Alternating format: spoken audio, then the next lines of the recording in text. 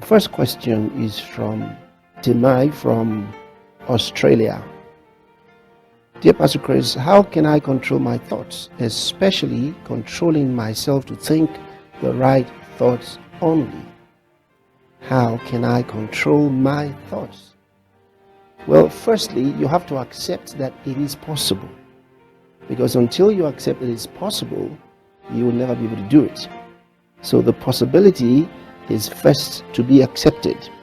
In Galatians chapter 5, reading from verse 22 into verse 23, the Bible says, "But the fruit of the Spirit is love, joy, peace, long-suffering, gentleness, goodness, faith, meekness, temperance. Against such there is no law."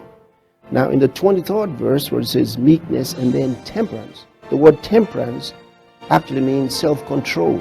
The Greek word is engratia. It means holding oneself back. And the Bible says this is all the fruit of the Spirit, which means it is the product of the recreated human spirit. These are the works of the Spirit, meaning that you actually have these things natively in your recreated, born-again human spirit. They are deposited in you naturally by the Spirit of God when you are born again. So you have self-control as a natural ability in your spirit. Now if you have that, it means you can control your mind. It means you can control yourself. It means you can do anything you really want to do. Put yourself under control. This is one of the things the Bible says you have natively in your spirit. So accept that it is possible and that God has given you that ability. That's the first thing. The number two is to begin using it. Because if you got something and you don't know how, or you don't use it or practice using it, it will never work. It will not work itself out. The Bible tells us to work out our own salvation, see, with fear and godly reverence. That means that we should practice that which we have received. We should put it to work. That's what it means.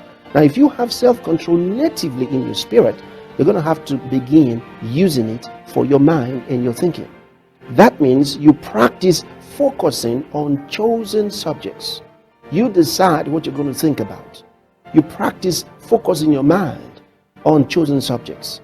And you practice also withdrawing your mind from the things you don't want to think about. Now you have to realize that thoughts can come to you without your personally attracting them. You know, someone has rightly said that you may not be able to stop birds from flying over your head, but you can sure enough stop them from building a nest on your head, and that's true. So practice focusing your mind on chosen subjects, and practice withdrawing your mind from the thoughts you don't want. Now if you practice it, you will soon master it, because you have the natural ability in your spirit, because you're born again. The Bible says it belongs to you. You got it in you. Then the third thing is, don't be intimidated by bad thoughts that are coming to you, because Satan uses bad thoughts to make us feel like we have no control over them, and then to also make us feel that we are responsible for the thoughts.